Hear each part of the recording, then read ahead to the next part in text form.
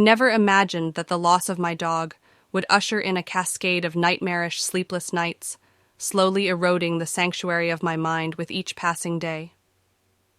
It all began. In the early morning of the forest, my tent stood as a sanctuary, a flicker of civilization. I had taken countless trips there, my loyal dog always at my side, sharing the same tent. It was our tradition, our bond. But that morning, an unsettling silence replaced his familiar wake-up nuzzles.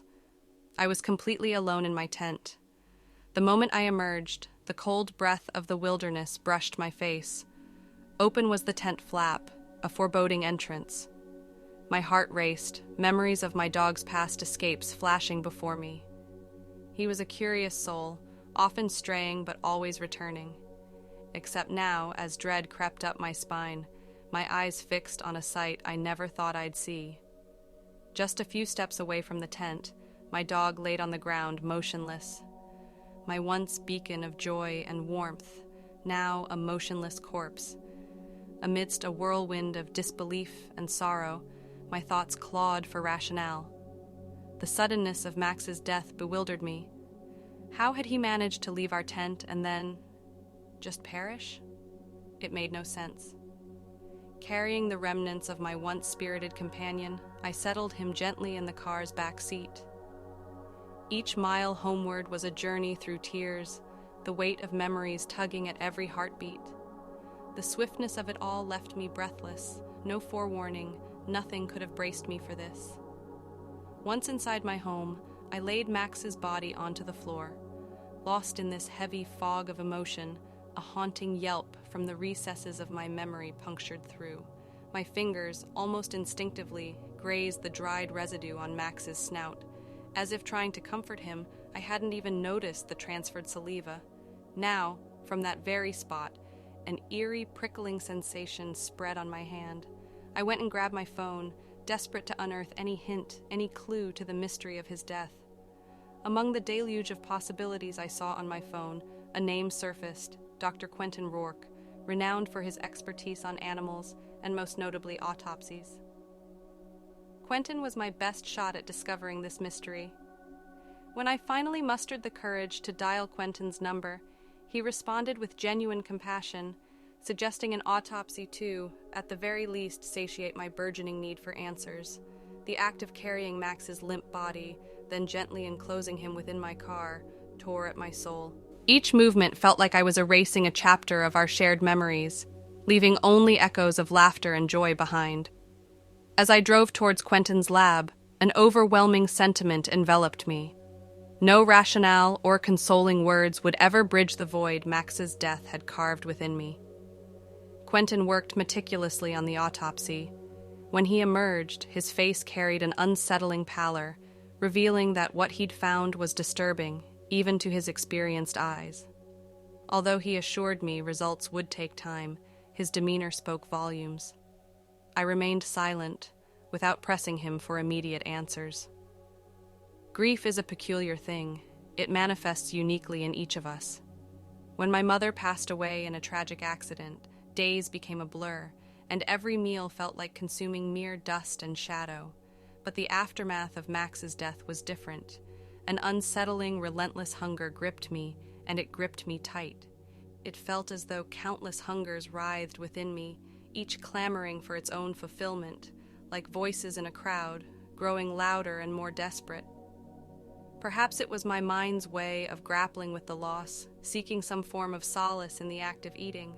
I clung to the hope that the autopsy results might bring a sense of closure, though such a concept felt increasingly elusive. Can we ever truly find peace with the mysteries of existence? I began to doubt it. Oddly enough, despite my voracious eating, a gnawing emptiness persisted within me. My family, seeing my gaunt face and skeletal frame, whispered their concerns. To them, my drastic change was a byproduct of the pain of losing Max.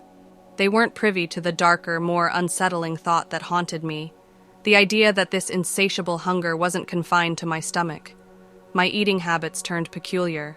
Foods I'd previously disliked now became obsessions.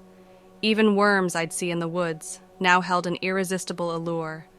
Late at night, I'd find myself drawn to their texture, often contemplating the thought of consuming them. The act of eating had transformed from pleasure to sheer necessity. Contrarily, even with my ravenous appetite, my body continued to wither. I became a recluse, shrouding my house in darkness, drawing the blinds tight. The world outside faded to a distant memory, a blurry past, while my insatiable hunger became the defining rhythm of my life. The rare occasions I did sleep, my sleep would be accompanied by nightmarish visions. Oftentimes, a tumultuous grumble from deep within my body would pull me from my restless dreams, compelling me toward the kitchen. Whether it was a container of aging soup, forgotten food stiffening in the freezer, or an overripe orange on the edge of decay, I devoured it all, including those reprehensible worms.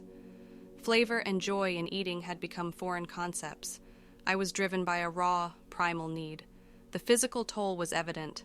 My complexion took on a ghostly hue, eyes sunken deep beneath dark shadows. The gnawing thought, as inscrutable as the unending hunger, tormented me in the sleepless hours of the night. A piercing agony jolted me awake, its intensity unfamiliar and beyond comprehension. Frantically, I sat up, my breath caught in my throat as the chilling realization dawned. The source was from within me. Every inhale felt labored as the gruesome reality, still clouded in mystery, enveloped me. My emotions, teetering on the edge of despair, culminated in a mournful cry, echoing the injustice, the torment, and the bewildering cruelty of the moment. In the midst of my weeping, a ring pierced the heavy silence, emanating from the phone beside my bed. It was Quentin's number lighting up the screen. It was late, so I was a bit surprised Quentin called me. He must have sensed the depth of my torment, knowing I awaited a sliver of clarity. Through the line, Quentin's voice came, wearied by the weight of his findings. "Sorry for calling so late. I just wanted to let you know the results are in." "What is it?" I asked, while trying to mask the constant pain I was in. "The results are disturbing," Quentin began with a weight in his voice. "Xylogyrus tauroxi." "Xylo—" "What?" I responded. The word felt like a jagged stone in my mouth. Quentin continued. "It's a serious disease. I'm not sure how your dog contracted it, but he did. This disease spreads relentlessly within the body, consuming whatever the host does. It can alter the host's behavior, compelling them to fulfill its insatiable hunger, until all that remains is an empty corpse." A cold shiver coursed through me, threatening to encase my very soul in ice. Gathering every ounce of courage, I asked, "Is it contagious?" Quentin hesitated. "It's highly contagious. Just touching someone or something infected like your dog can transmit it. Given that you've had contact with your dog, it's likely you're infected. And, as much as I hate to say it, there's not much that can be done now." In sheer horror and disbelief, I threw my phone to the floor, not wanting to hear another word. The instant the phone met the ground, an agonizing surge of pain erupted from deep within me, feeling as though I was being shredded from the inside. Every fiber of my body felt ablaze. Hour upon agonizing hour, I sat, silent tears and choked sobs being my only companion, until an unfamiliar noise interrupted. A soft, almost imperceptible hiss, like a release of pent-up steam. The eeriness grew as it began to vocalize. An unearthly voice, dripping with malice, whispered, "Hello, James. Was I officially descending into madness? Who the hell just called my name? Oh, but this was anything but madness. This was the malevolent song of the disease, serenading me, eating away my essence, until all that remained would be a void." A chilling whisper, distinct from my own thoughts, began to speak. "I dwell within you," it declared, "and have no plans of vacating. Your very core, this vessel you call a body, is now my domain. I feast on what you cherish, flourishing as you wane. Before long, every fiber of your being, down to the hidden corridors of your psyche, will answer to me. You'll be naught but a marionette, a voided husk." A sudden agonizing pain surged within my head. And then, with a clarity that sent shivers down my spine, the disease, that malevolent entity inside, delivered its final decree, an echo that would haunt me till my end. "I will consume you until you're nothing left." I hope you like this story. Comment below and tell me what kind of stories you like mostly. This our new channel, so please like this video and subscribe this channel. YouTube, 1, click on subscribe button, motivate me to upload more videos. Thank you for listening.